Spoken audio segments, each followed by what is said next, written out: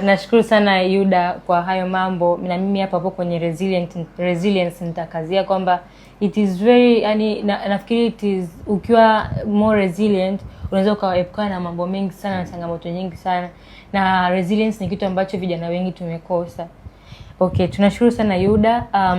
Wewe ni mtu ambaye umekuwa ukipata opportunities nyingi sana both Tanzania na nchi nyingine. Tungependa kufahamu ni kwa namna gani unakuwa una secure hizo opportunities, au unaweza kuspot kwamba hii ni opportunity na hii ni sahihi kwa muda huu, ni kwa namna gani?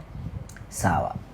Tukisema kwamba tunapata fursa ndani ya nchi, nje ya nchi, cha kwanza ni kuset goals. Kwamba my goal is 1, 2, 3 and 4. Then you select your niche, kwamba mimi nataka niwe bora kwenye eneo fulani. Tuchukulie mfano, mtu anataka awe mzuri upande wa digital health au upande wa digital marketing.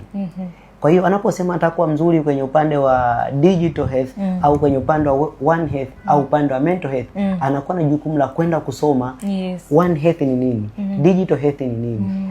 Na ndani ya hiyo kitu anachotaka kusoma au anachotaka kuwa mbobevu zaidi, lazima uweze kutambua kuna fursa gani zinaweza zikapatikana pale ndani. Kisema kwamba ninataka kwenye upande wa One Health niwe mzuri, lazima nikasome One Health ni nini, ina vitu gani ndani yake, changamoto zilizopo kwenye jamii ni nini, then use those challenges kuziconvert na kuweza kutengeza kuwa fursa au kuwa opportunities.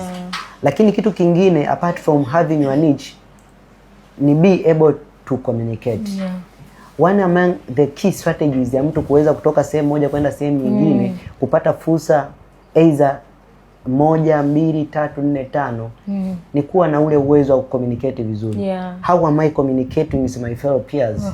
How do I communicate with my mentor? How do I communicate with my coach? How do I communicate with my sponsor? Na ukiweza kujua a way ya kuweza communicate na watu wote, inaweza kukusaidia kujua ni kwa namna gani wakati fulani uweze kuzungumza na mtu fulani.